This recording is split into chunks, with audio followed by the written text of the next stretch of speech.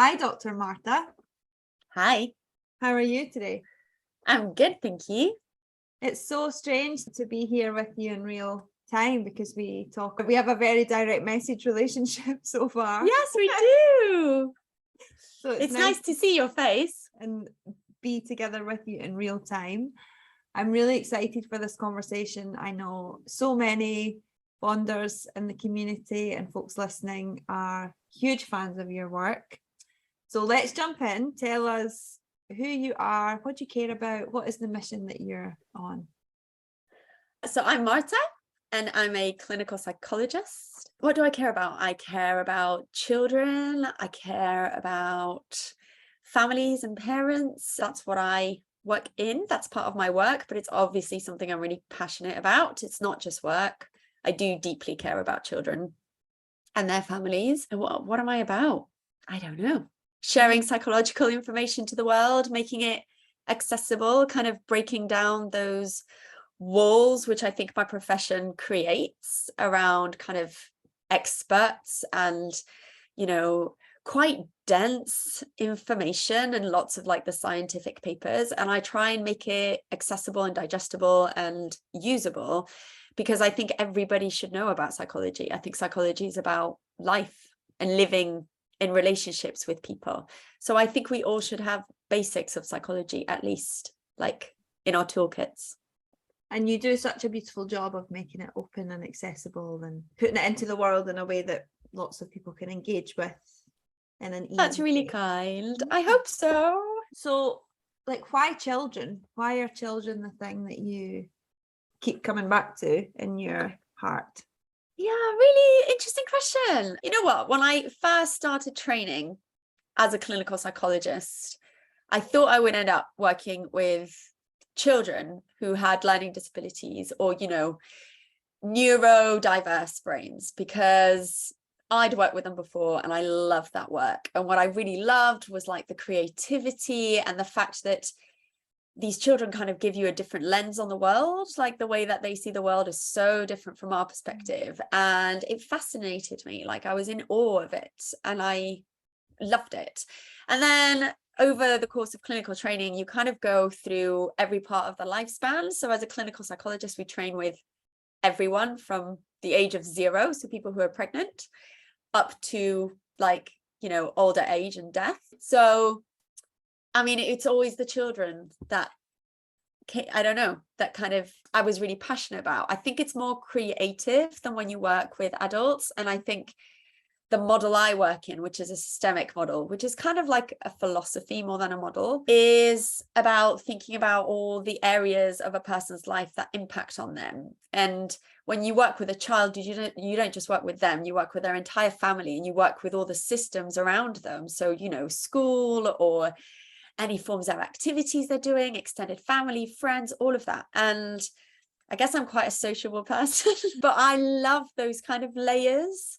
And I like the creativity that comes with working with kids. You're not just working with words, you get to work with play and drawing and music and movement.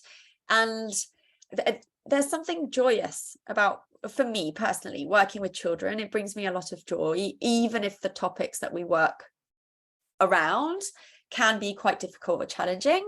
At the end of the day, I always feel so much joy from it. So that's why. It fills you up. It fills your cup up. Yeah, it definitely fills my cup. Definitely. Yeah. And I think that the space where our worlds collide is thinking about children and confidence.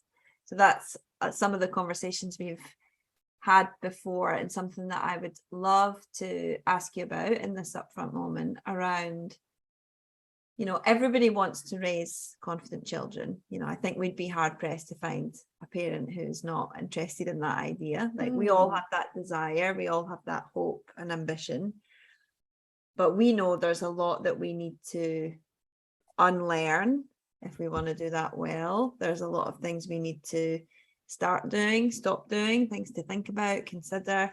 I'd love to just hear your stance on that, broader idea of raising confident children.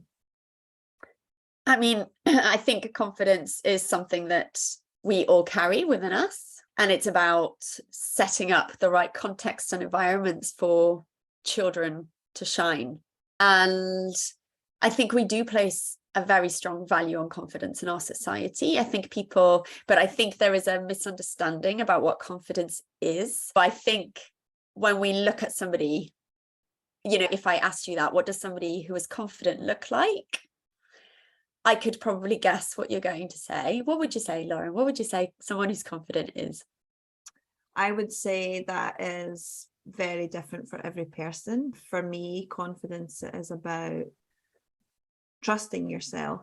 So I think confident people I know are people who are really secure with their relationship with themselves and the decisions they're making about and for their life. I mean, that's beautiful. So that's what I also think. Yeah, I mean, I do think about it a lot, as you know. Yeah, of course. But I think in society, what we think about that's not how, you know, it's about being loud, or being gregarious. Yeah. Right. Yeah, the extroversion kind of ideas, right? You're loud, you're extroverted, you feel comfortable in big situations, or, you know, you want to talk publicly, whatever. Those are the things I think that we associate with confidence, when actually confidence is a little bit more, like I was going to say, intangible to others, in terms of you might not see it, but when somebody is a confident person, they know they're right from their wrong. And they don't need external validation to check, like, is my decision right? They know, they have this deep trust in themselves. And it's like having this inner wisdom of these signs my body's telling me, you know, these signals I'm getting in this moment, I can trust myself to make this decision. I trust, right? And sometimes that doesn't look loud and gregarious. That can look very quiet, or that can look like just saying, no, I don't want to do something. And that's confidence. Like the confidence to just say, no, this isn't right for me, or I don't want this. That is confidence. But it might not look like somebody choosing to stand up and do a public speech. And I think when I work with parents, this is one of the things that can feel confusing, you know, because there's a bit of a mismatch between our expectation of what confident kids look like and the reality of when a child is confident, because they know who they are and they feel able to make these decisions or these choices for themselves. And how do we get there? So for the mums and dads and carers listening who are now on board with their more subtle, nuanced idea of what confidence is, how do you teach that or nourish that within a child? That's a big question, I know. Yeah, I mean, it's a big topic, but I think we're just going to go into basics, like the simple things that you can do that are not so simple. But for me, it's about supporting your child to feel safe and secure. So, you know, simple steps, validating your child's experience. Don't deny what your child experiences, even if to you as an adult, it seems like at odds with how you experience it, or it doesn't make sense. It's really important that we validate our children and we say to them, your experience is real. What you've just experienced, whether it's, ow, I fell over, or this is really scary, that's real. That's true. And in those moments, our job as parents is to bring back safety to them, to either move them forward or to help them listen to their choice. So if it's too scary, do you want to stop? You know, give your child choice. Do you want to stop? Do you need me to help you? Can we take this one level smaller? So it's scary, but less scary. So it feels tolerable. And then next time you might want to do a little bit extra, you know, like whether it's on a slide or I remember my little one, I'll give a personal example, but my little one, I think is deeply confident, but she's also the kind of child that you would not think of as being extroverted, not immediately. She is slow to warm up. She holds back and she wants to do things and then she steps away. And I remember her like wanting to go down slides when she was a bit smaller. She still loves slides. They're like her favorite thing. And she'd get to the top and then she would freeze. And she would get scared. And I mean, she had language, so she was old enough to talk to me. And we would talk it through. I would say to her, what is your body saying? And she often would say, my body says, no, I don't want to go anymore. I don't want to go down. And then I would say to her, do you want to hold my hand? Do you want me to come up and go down with you? choices. And sometimes often she would say, hold my hand. So I'd hold her hand all the way down the slide, and then she would do that several times. And then she would say, no more. She didn't want to hold my hand anymore. She could do it. So just that's building her inner confidence of, I knew this didn't feel safe, but now it feels safe. I can let go. And when we do that, our kids do just fly. But first, confidence comes from a place of security. I used that word before. And I think unless we feel secure and safe, and our children feel that way, they can't go out and explore, and they can't push themselves because it's too dangerous, because it feels too wobbly. They've got nothing to ground them. They need that security to ground them when they take that little step further. I love Does that make sense? Yeah, I love the visual of the slide. It's a great metaphor for the bigger message, I think. And I think my wee boy is similar to your wee girl in that, definitely not extroverted and slow to warm up. And I know that we've had a few conversations where you've really helped me to empathize with that more, I think, because I am not those things and was not those things as a child. So it's quite hard for me to imagine turning up to a party and not being like really excited to get there and to get right in among all the action. And so I'd love us to talk about this idea of shyness, because I think that's another thing that we both feel is often misunderstood. And I think sometimes people with really good intentions can actually make things worse around this idea of shyness. Learned a huge amount from what you share on that topic. So what do you think parents need to know about shyness and the very idea of shy children? I think for me, the first thing with shyness is we associate it with personality. But shyness is not introversion, which is a personality trait. The same way as confidence is an extroversion, it's not. And what we know from science is that, yes, some people are more vulnerable to experiencing shy feelings. It's about temperament. So it is about personality. There's definitely a link, but it is not that black and white. Shy, a really helpful way to think about shy is to think of it as an emotion. It's a feeling that children experience in certain contexts. So it makes sense if there are times when you see your child and they're not shy, they're, bouncing and talking and telling you stories and whatever. Or like so many kids I work with, they come to me because their parents think they're shy as like, that's part of their identity. And then it turns out that they go off and they do like these incredible plays every weekend in front of hundreds of people. And some of them even they're in the West End. They're like actors. and I'm like, what? And, parents will dismiss that as, yeah, but then when we take them, to a party with kids, they won't talk to anybody. And I'm like, well, there's something about that party, that context, that situation that makes them stand back, and instead of running out, that's how I think about it, instead of just like physically running into something, what they do is they dive into themselves and they listen. What they're doing is listening to their bodies, and it's confidence. It's them saying, how is this feeling right now? I'm not sure I'm ready to join that group yet. And as a parent, you can help your child. Again, to help them, it comes from a place of saying to your child, you can stay with me until you feel safe to join in. There's a permission to stay. I say this all the time to parents who talk about children who may have lots of shy feelings around. Give your child permission to stay. Give your child permission to feel safe. So then they can go. And sometimes going might mean you have to go with them a little bit. So again, with my child, at parties, sometimes I have to go and sit and pass the parcel, and I sit behind her. So she's in the set, but I'm there. And sometimes I will rub her back, because, she knows I'm there.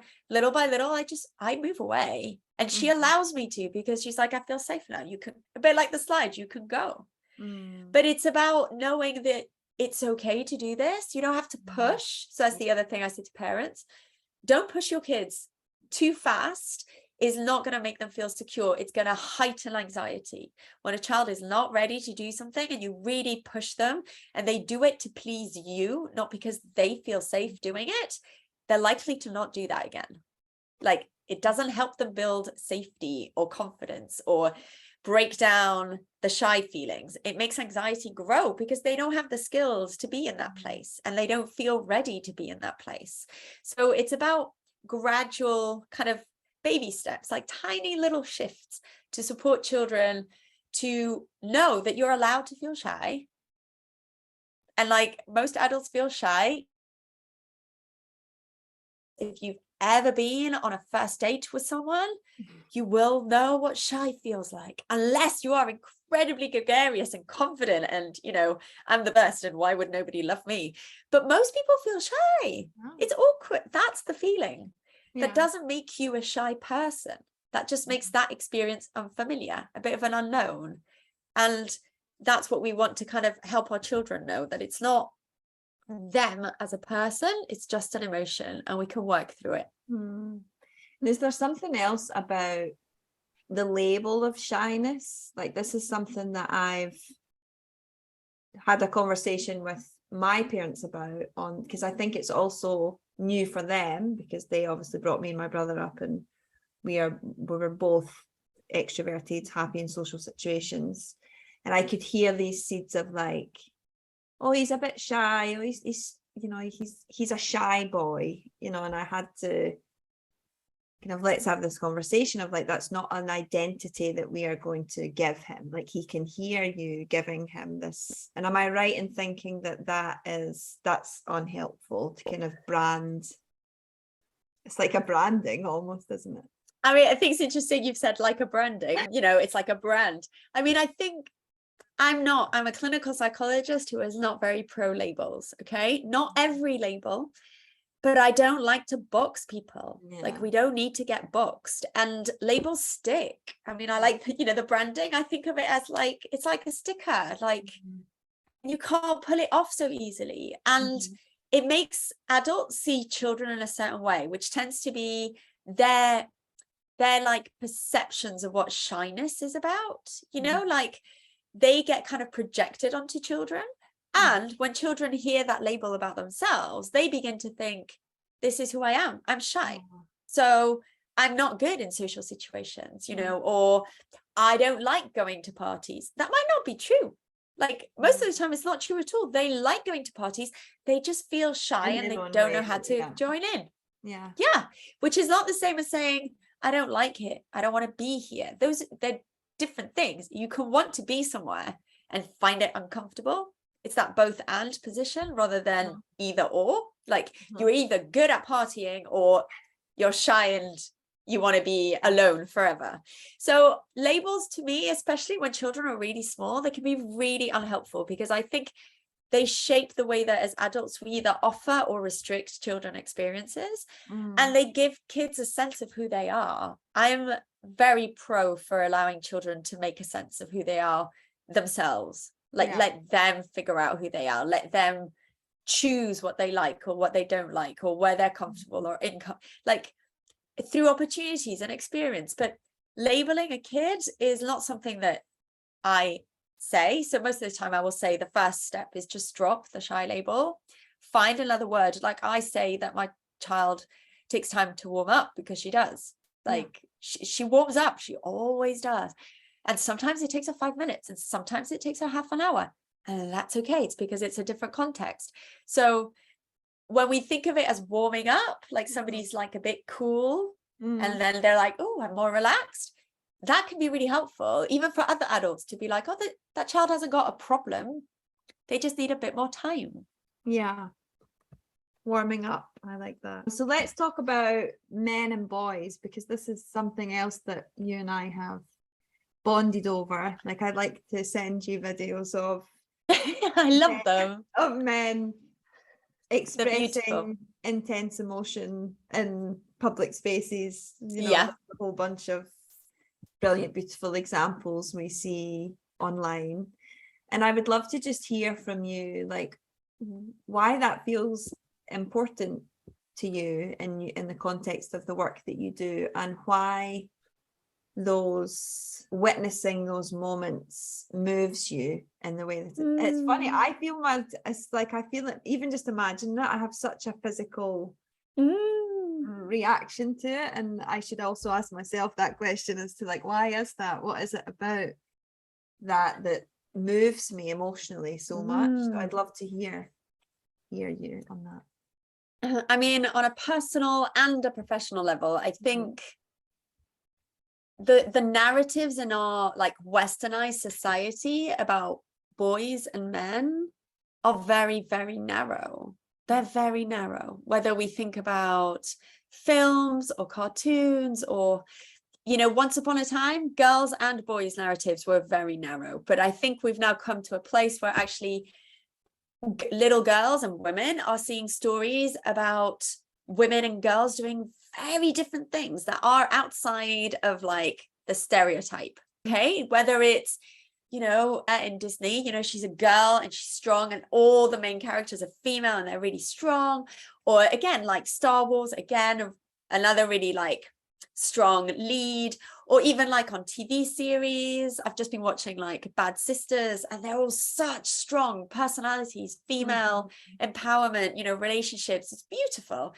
There's so much out there for girls, but for boys, they're still stuck in these, and I would say it's kind of polarized now with boys. It's either they're soft and gentle, and therefore there is a stereotype of, you know, is that linked to their sexuality? You know, like they're gentle, they're what's going on there, or they're boys. I mean, the stories of let boys be boys, I've actually heard it in my child's school recently. Wow. She's in preschool. We're still talking about boys this way, you know, let boys be boys, because they're rough and tumble and they're like fighting in the playground and punching each other and they're in reception. And I just think, well, that's not okay. Like, why are we as adults saying, well, it's normal, it's because they're boys? So no, right? And for me, those stories of masculinity, toxic masculinity, they're still alive. And in my work, it's really important because I see boys and girls. And I think one of the things I do see as a clinical psychologist with children is that not always, but lots of the times, like what the boys really struggle with is talking about how they feel. Anger is what brings them to me most of the time, but it's never the emotion that is the problem. The problem is fear, or the problem often is sadness, and they have no outlet for it without anger. So anger is the problem, because beneath it, there is something really important that needs to be seen, it needs to be expressed, needs to be worked on, but they can't let it out, like not easily. It's just still very unacceptable in our society to see a man cry. If we see a man cry, we think there's something wrong. Like, what's wrong with him? If we see a woman cry or a girl cry, we all empathize. Like, and I say all because these narratives about men don't cry, little boys don't cry, they still exist. They still exist. And those stories, they've impacted on us who are women, the girls and the women of our society. We've been impacted by those stories, because it also means that we don't know how to respond to a man who cries. They're not supposed to. So what do we do with that? And why does it move me? I mean, because it's incredibly moving to see a human express emotion. For me, a man expressing emotion is what it should be. It shouldn't be. The thing that always moves me, like I'm going to feel it now, is this should not be out of the ordinary. This should be normal. It should be normal. And the fact that it is kind of extraordinary always gets to me. It's beautiful. I want everybody to see it. But what I really want is all our little boys to be able to just be. And, you know, I'm a woman I'm very emotional. I very easily will show people my emotions, whether they're tears or laughter or whatever it is. But I don't go around crying all day. Like, that's not what we do. And I think there's this fear of, but if little boys cry, they'll never stop. And I'm like, that's not how it works. It will develop their emotional regulation. They will just become better people. We will all become better people in society when men and little boys are allowed to just be themselves. They're allowed to be human. They're allowed to show vulnerability and weakness. And by doing so, they're also going to be building better, closer connections and relationships. Because one of the things that little boys and men struggle with is relationships. To get close, we have to feel. And to get to feel, you're going to have to express something. So yeah, it does mean feeling vulnerable. And I don't think we're very good at teaching our little boys to do that yet. And how might we, I mean, there's a couple of things on my mind as I'm listening to you. It's like, how might we do that? How, you know, how do we teach little boys to be vulnerable, to connect with their feelings? The other thing that's on my mind, and I see this a lot in our community, is this trend, I think, if that's the right word, of families and households where there is a kind of traditional man-woman heterosexual caring setup, that the woman is the person who is super engaged in this idea, narrative, work to be done, what do we need to unlearn? And there's a lot of, I think there's a few camps. Some people are frustrated and cross because their male partners are not stepping up to help do this work. There's another narrative of, we actually can't do this on our own because we look to other people who are like us. So little boys are looking to their daddies for, yes, what does vulnerability look like? What does making mistakes look like?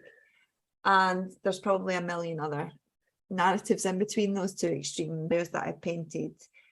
And I definitely don't think there's any short, pithy strategy that we can share, but I'd love to just hear your point of view on that, because I felt it a couple of nights ago. I went to a webinar with Christy from the Sunshine magazine was speaking, and it was all about the confidence gap and the emotional literacy gap. And brilliant panel, lots of really quite scary statistics shared that you'll be familiar with around the gaps and those things between genders.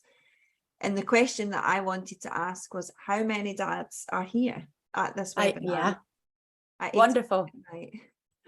And one person, bless, was like, I'm here and I'm a dad. But that dad is amazing. Yeah, that but is he amazing, or is that should be ordinary? Like, then I get it should be ordinary, but I think it's amazing. Not, yeah. No, it's not. And I mean, you're talking about, I think you and I connect over this because we align around this. But you know, to me, as a parent, like if you're a mother, yes, keep kind of encouraging emotions in your little boys and your little girls in exactly the same way. You don't have to do anything different. Children are children, okay? If they cry, you embrace their tears, you tell them to let it go, you don't say stop crying, you know, all those kind of things. Good emotional regulation comes from being able to feel your emotion fully and then learning how to manage it. First, our brains have to experience the feeling before we can learn what to do with it. If we don't experience it, nothing gets registered. But you're talking about it in the question, but for me, it is about men. Dads, men, embrace this. Like, if we're going to bring up a different generation of little boys to become, you know, emotional, relational men, just human, normal men, whatever they are, but to be able to feel, then you need to engage in this. And that doesn't just mean engage. Yes, absolutely. Allow your child to cry, you know, your little boy to cry, and you do the embrace and all that good emotional regulation stuff. But also it's about you showing vulnerability. Yeah. Allow your child to see you scared. Allow your child to see you sad. That doesn't mean you have to produce tears. Okay. For some men, this is really hard. Yeah. It is not because their biology is different to ours. Like, as women, of course, we have different biology in some senses. But what I mean is, it's not because somehow their tear ducts are like tighter or something. It's because they've learned over time to suppress their tears. So sometimes tears don't come easily, but you can still say to your child, this makes me feel really sad. I'm feeling sad right now. Just for a child to see their dad feel sad is huge. And obviously I'm an adult child now, but I have parents.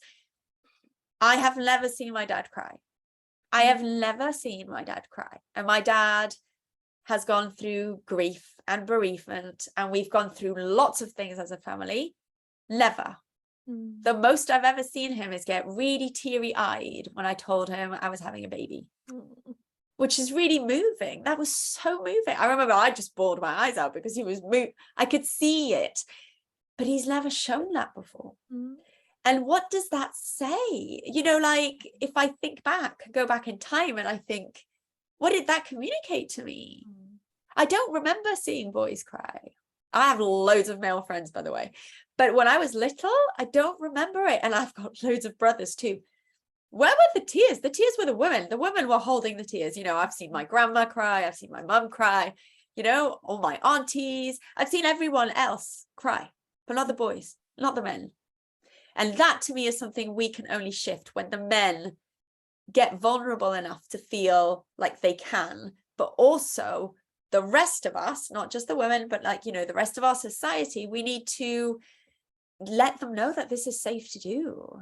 Yeah. Like I sometimes hope that some of the messages that I'm giving are not just about little boys, they're also about dads, men, that if they read them or hear them, what they think is, well, wouldn't it be nice if I was safe to feel? Wouldn't it be nice if the boys around me didn't then mock me or laugh at me or think I was weak?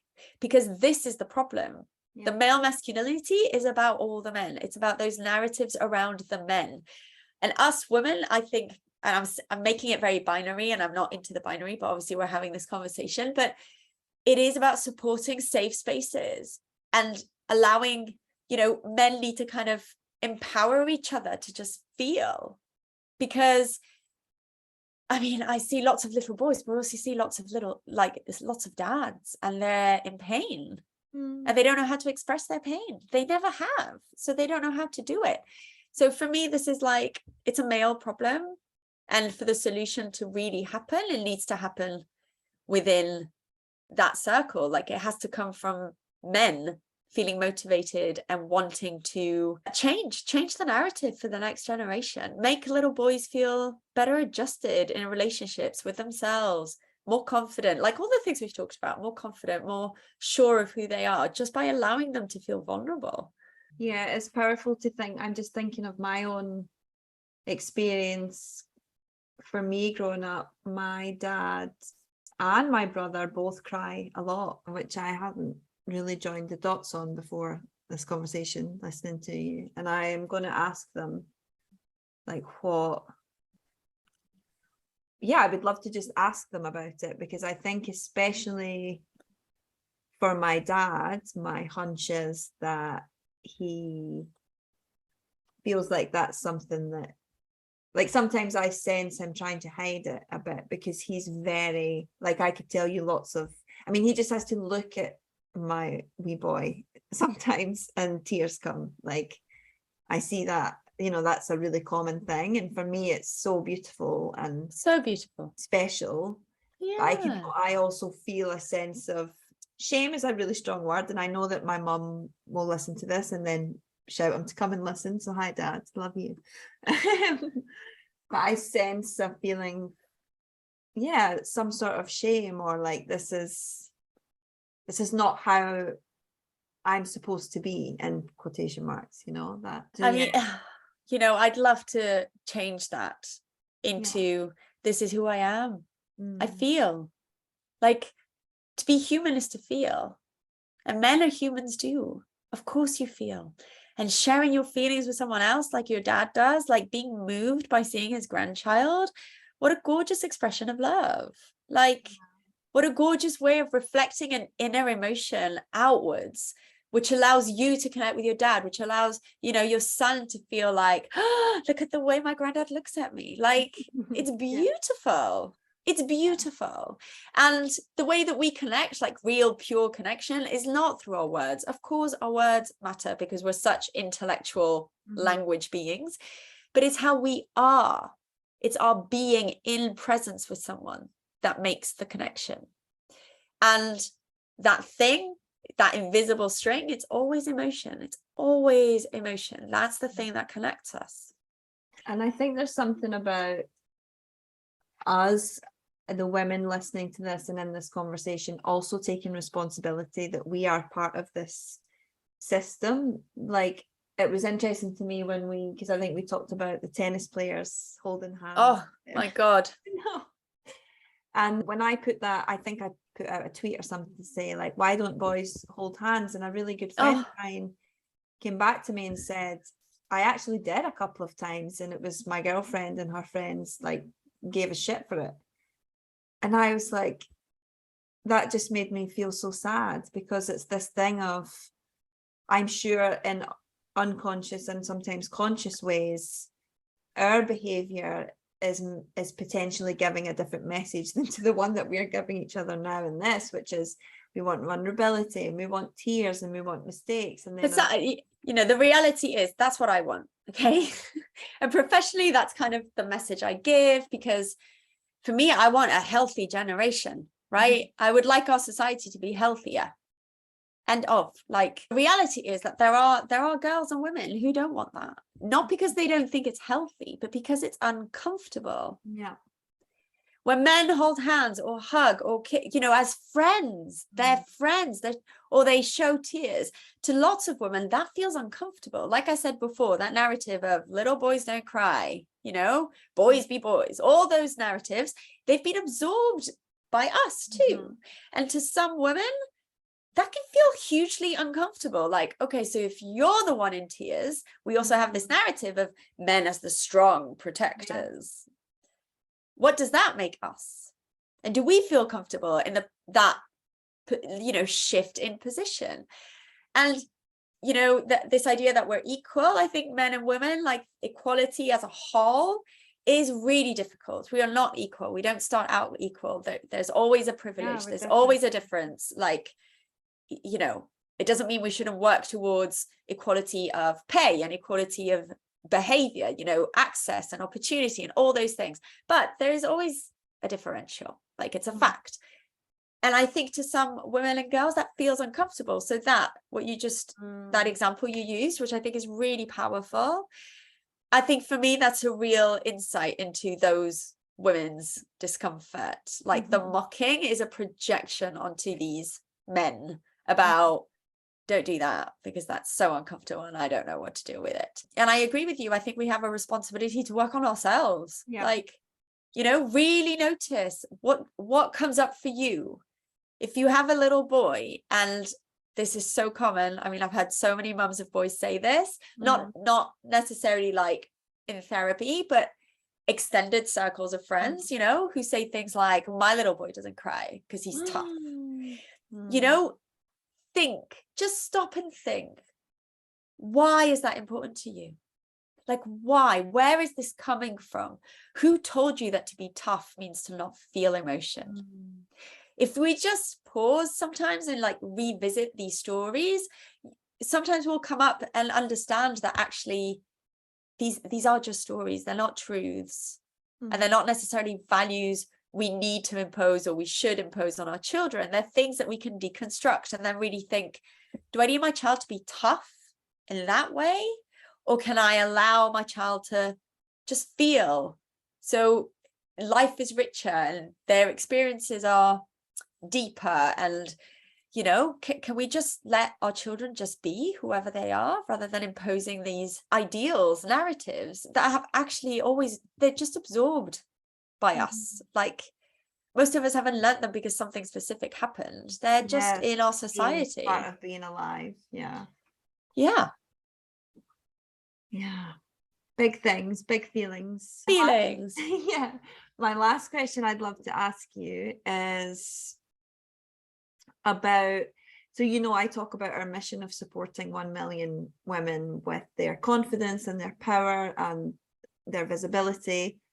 How do you think the world would change from your vantage point when we reach our goal? Oh,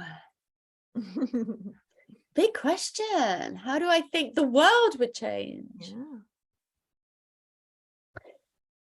Because of who you are, Lauren, and the work that you do, and because I kind of know you behind the scenes, I think from my view, it would uplift representation in the world. And, you know, as I said before, I think there is a shift. Little girls are seeing greater representation, but we've got a long way to go. And just being able to see women in positions of leadership.